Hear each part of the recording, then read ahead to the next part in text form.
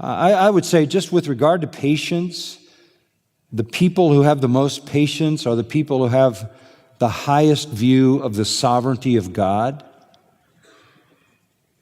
A pastor said to me yesterday in a Q&A down in Houston, he said, what do I do when people that I've worked with and tried to care for and invest my life in are cantankerous and resistant and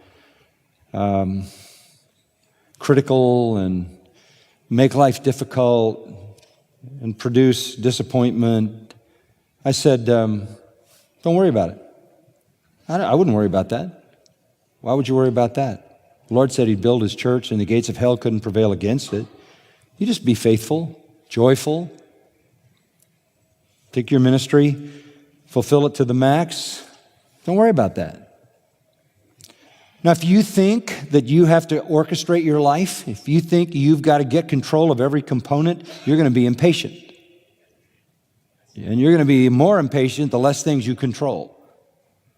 But if you yield to the sovereign God who orders everything according to His will and just walk in obedience to Him, doesn't matter. Doesn't matter what comes because He's in control by His power and His providence ordering your life. The more clear your view of the sovereign purpose of God and His control in your life, the more patience you will have. Patience is the virtue that comes to those who don't try to control everything in their lives.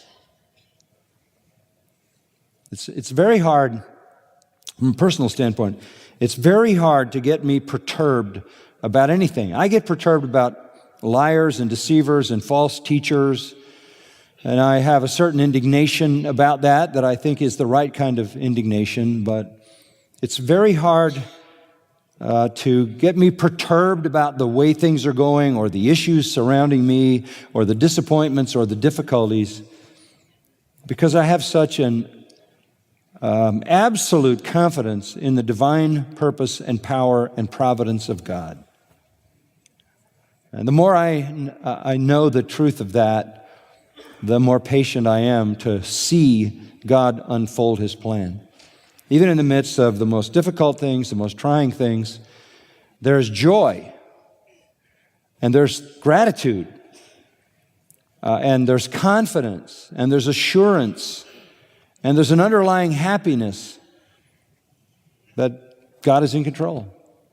I wouldn't want to try to live life as an Arminian, let's say, someone who didn't believe in the sovereignty of God, believed everything was just kind of happening at random and God was having to figure it out just like we are and hoping He could make something out of the mess. I don't think I could live that way. That's why the most comforting and assuring and patience-inducing doctrine of all doctrines is the doctrine of God's sovereignty, that He orders everything according to His will. It's Romans 8:28, isn't it? I mean, what are you impatient about? What's to be impatient about? Just do what you do and do it faithfully and do it to the glory of God. Let Him sort out the end result for His glory and your good, okay?